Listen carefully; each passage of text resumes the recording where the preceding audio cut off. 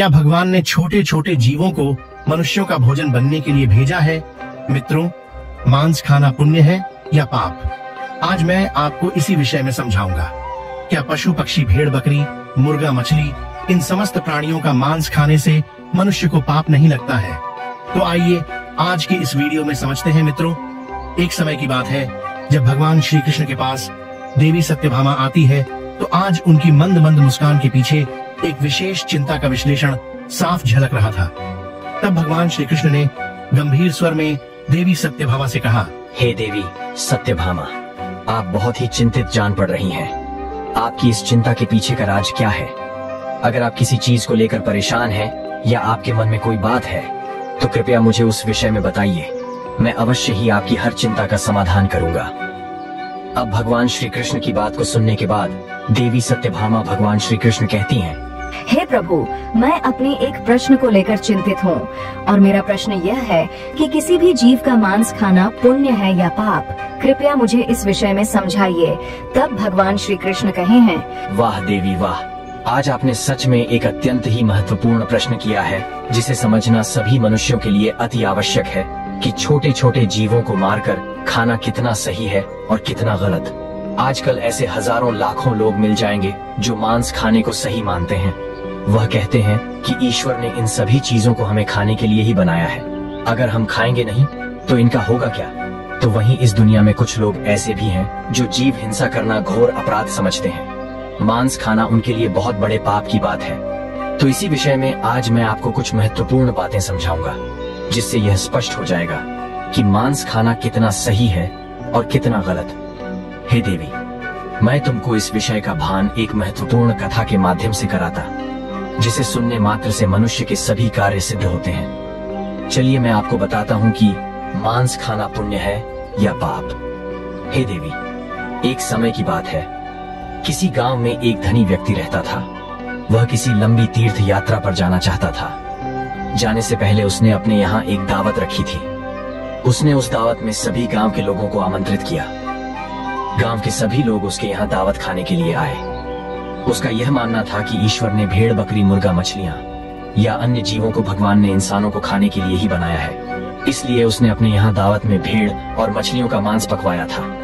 उसके यहाँ आए हुए सभी मेहमानों को भेड़ और मछलियों का मांस परोसा गया। जो लोग मांस खाना पसंद करते थे, उन लोगों ने मांस को खाया, और जो मांस खाना पाप समझते थे, उन्होंने नहीं खाया। भोजन कार्यक्रम समाप्त होने के बाद उस धनी आदमी ने सभी मेहमानों को विदाई से पूर्व एक निश्चित जगह तय की और उन्हें उस जगह पर बैठाकर कुछ भाषण देना शुरू किया। कई तरह की बातों पर उसने लोगों को समझाया।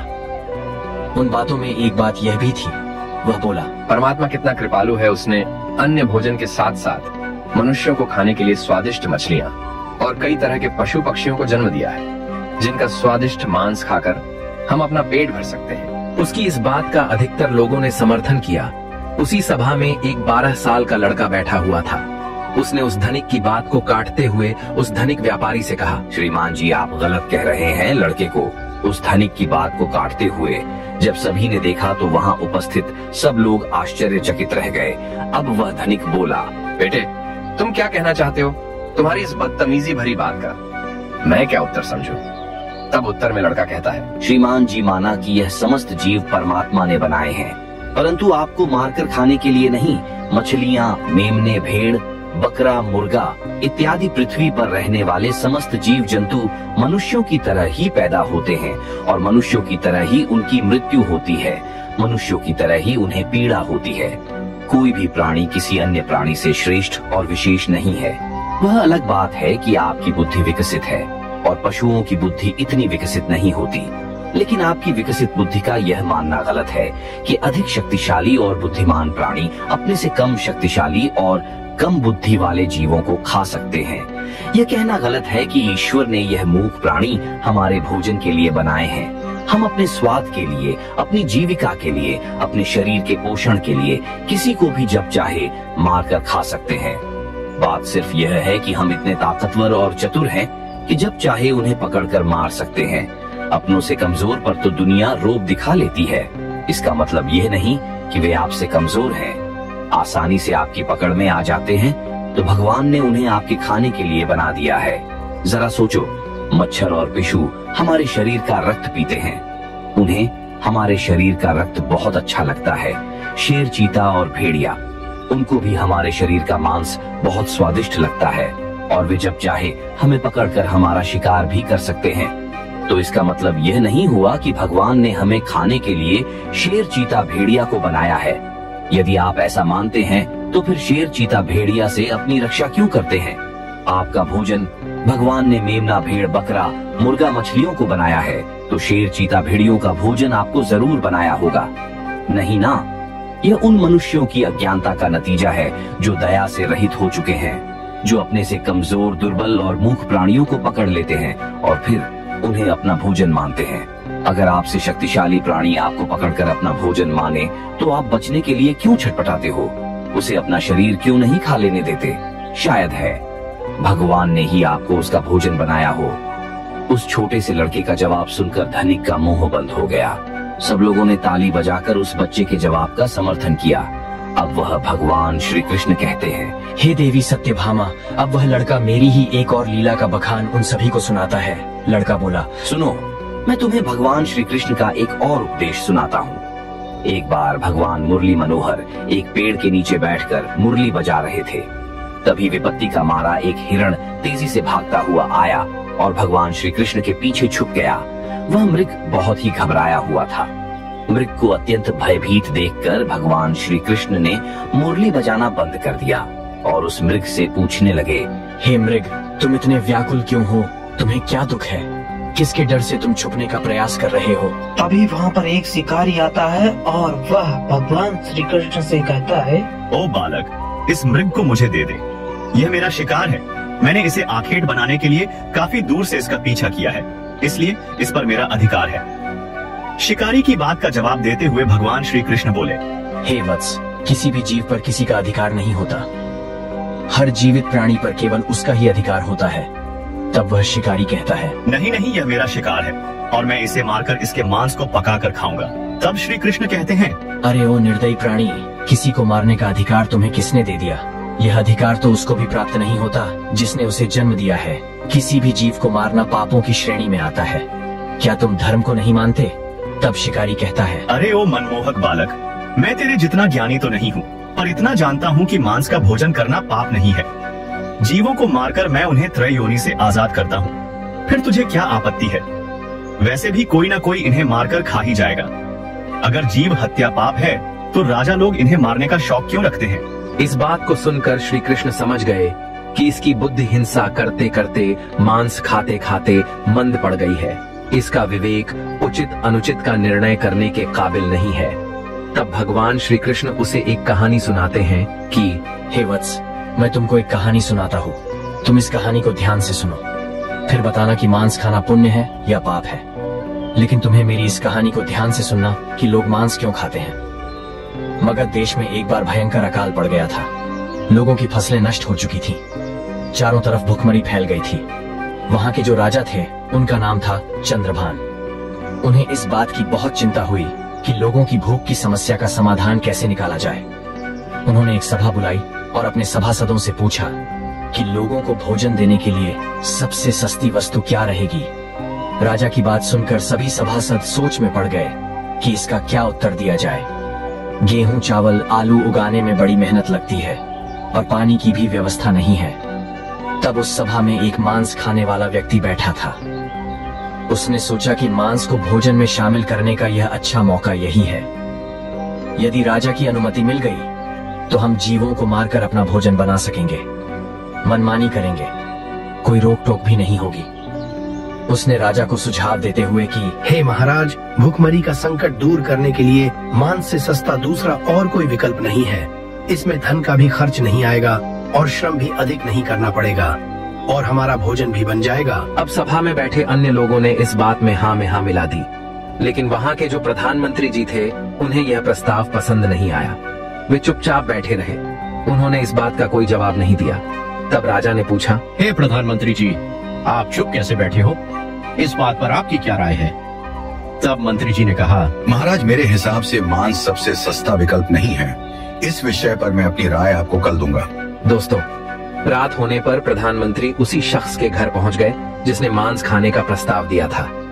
अचानक अपने घर मंत्री को आया देख वह घबरा गया। सोचने लगा जरूर कोई अनहोनी हुई है। प्रधानमंत्री ने कहा, भाई शाम को ही महाराज की तबीयत बहुत खराब हो गई है। उन्हें किसी गहरी बीमारी ने घेर लिया है। राजवैद्य ने कहा है कि राजा साहब को अगर किसी बहादुर और हष्ट पुष्ट इंसान का थोड़ा सा मांस मिल जाए तो वे ठीक हो सकते हैं। आप महाराज के बहुत विश्वास पात्र हैं, इसलिए मैं आपके पास आया हूँ। आप राजा को बचाने के लिए आप जरूर अपने शरीर से थोड़ा मांस निकाल कर दे सकते हैं। राजा साहब को भी आपसे यही उम्मीद है कि आप इस काम के लिए इनकार नहीं करेंगे। आप इसके बदले में जितना चाहे उतना धन ले लें, पर थोड़ा सा मांस दे दें। लाओ मैं तलवार से तुम्हारे शरीर से थोड़ा सा मांस निकाल लेता हूँ। दोस्तों, मंत्री की यह बात सुनकर वह आदमी सन्न रह गया। उसके चेहरे का रंग उड़ गया। वह भागता हुआ अपने घर के भीतर गया और अपने घर में से 1 लाख सुवर्ण मुद्राएं लाकर मंत्री जी को दे दी और बोला, हे मंत्री जी, माफ करना, मैं अपने शरीर का मांस आपको नहीं दे सकता। इसके बदले में आप यह पैसे ले जाइए और किसी और को यह पैसे देकर उससे मांस खरीद लीजिए। मंत्री जी बोले, नहीं भाई, राजा ने विशेष रूप से आपका ही मांस लाने को कहा है, क्योंकि आप बहुत तंदुरुस्त हैं। थोड़े से मांस में आपका कुछ नहीं बिगड़ेगा, पर राजा साहब की जान बच जाएगी। इसके लिए मैं तुम्हें राजा से बोलकर मंत्री पद भी दिलवा दूंगा। कृपया आप देरी ना करें, थोड़ा सा मांस निकालकर मुझे दे दें मित्रों। वो शख्स मंत्री जी के पैरों में गिरकर बोला, मंत्री जी मुझे माफ कर दो। इसके बदले में आपको अपना सब कुछ देने को तैयार हूँ, पर मैं अपने शरीर को काटकर मांस नहीं दे सकता। इतना कहकर वह वहाँ से भागने लगा। मंत्री जी बोले, आप भाग जाओगे पर आपका परिवार तो यही रह जाएगा। उसने कहा, मंत्री जी, अपने प्राणों से बढ़कर कुछ नहीं है। जब मैं ही नहीं रहूंगा तो परिवार का क्या करूंगा? मंत्री ने कहा, आपको यहाँ से जाने की जरूरत नहीं है। तुम्हें मांस नहीं देना है तो मत दो, मैं किसी और के पास चला जाता हूँ। इतना कहकर मंत्री जी उससे 1 लाख स्वर्ण मुद्रा लेकर चले गए। तब उसके जान में जान आई। दोस्तों, इस प्रकार प्रधानमंत्री एक एक करके उन सभी के घर गए जिन्होंने मांस को भोजन का सबसे सस्ता रास्ता बताया था। सबसे थोड़े से मांस का आग्रह किया, पर सबने अपनी अपनी तिजोरियों से किसी ने 1 लाख, किसी ने 2 लाख, किसी ने 4 लाख तो दे दिए, लेकिन पर अपने शरीर का मांस नहीं दिया। मंत्री जी उन पैसों को लेकर अपने घर चले आए। वह रकम करोड़ों में इकट्ठी हो चुकी थी। अगले दिन सारे मंत्री सुबह सुबह ही राजा के पास पहुंच गए कि देखें राजा साहब स्वस्थ हैं या नहीं। उधर प्रधानमंत्री जी भी उन सारे पैसों को लेकर राजा के पास पहुंचे और उन पैसों को राजा के सामने रख दिया। वे पैसे करोड़ों में थे। राजा ने पूछा, मंत्री जी इतने पैसे किस लिए लाए हो? तब मंत्री जी ने पूरी कहानी सुनाई कि महाराज, मैंने झूठ मूठ का एक नाटक किया था। मैं उन समस्त मंत्रियों के पास गया था जिन्होंने मांस को सबसे सस्ता रास्ता बताया था। मैंने उनसे यह कहा कि राजा साहब की तबीयत बहुत खराब है, यदि उन्हें थोड़ा सा मनुष्य का मांस मिल जाए तो वे ठीक हो सकते हैं। लेकिन महाराज, मंत्रियों ने मुझे इतने पैसे तो दे दिए, पर आपके उपचार के लिए अपने शरीर से थोड़ा सा मांस नहीं दिया। कल सभी लोग सभा में मांस का भोजन बहुत सस्ता बता रहे थे।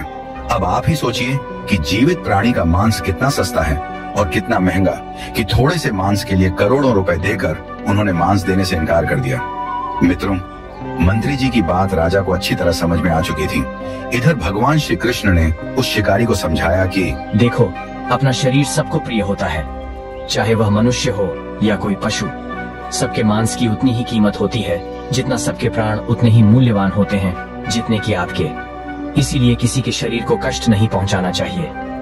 मनुष्य के जब अपने प्राणों पर आ बनती है तब तो उसे अपना शरीर बहुत प्रिय लगता है। दूसरे जीवों को मारने में वह एक पल भी नहीं लगाता, क्योंकि वह दर्दनाक पीड़ा उसको होती है। आपको नहीं, जिस दिन आपको होगी उस दिन मांस की कीमत आपको समझ आ जाएगी। अब उस शिकारी को भी वह बात समझ आ जाती है। उधर उस लड़के की भी सभी खूब प्रशंसा करते हैं। अब भगवान श्री कृष्ण देवी सत्यभामा से कहते हैं, हे देवी सत्यभामा, किसी भी जीव को मारकर खाना यह एक पाप है। मृत्यु के बाद उसे नरक लोक की प्राप्ति होती है। सभी जीवों को जीने का अधिकार है। सभी को अपना शरीर उतना ही प्रिय होता है जितना एक मनुष्य को उसका खुद का शरीर प्रिय होता है। अब यह बात देवी सत्यभामा के भी समझ में आ जाती है। दोस्तों, मैं उम्मीद करता हूँ कि भगवान लोगों की मानसिकता को बदले, उन्हें इस बात का एहसास कराए कि जीव हिंसा मनुष्य के समान ही अपराध है। छोटे से लेकर बड़े जीवों को जीने का परमात्मा ने पूरा अधिकार दिया है। उनका जीवन व्यर्थ नष्ट न करें। अपने थोड़े से आनंद के लिए, थोड़े से स्वाद के लिए उनका जीवन ना ले। सबको उतना ही कष्ट होता है जितना कि आपको। दोस्तों, मैं उम्मीद करता हूँ कि यह कहानी, यह विचार आपको जरूर पसंद आए होंगे। यदि वीडियो पसंद आया हो तो आगे भी शेयर करना। मिलते हैं अगली वीडियो में एक नई चर्चा के साथ। आप सभी का बहुत बहुत धन्यवाद। जय श्री कृष्ण।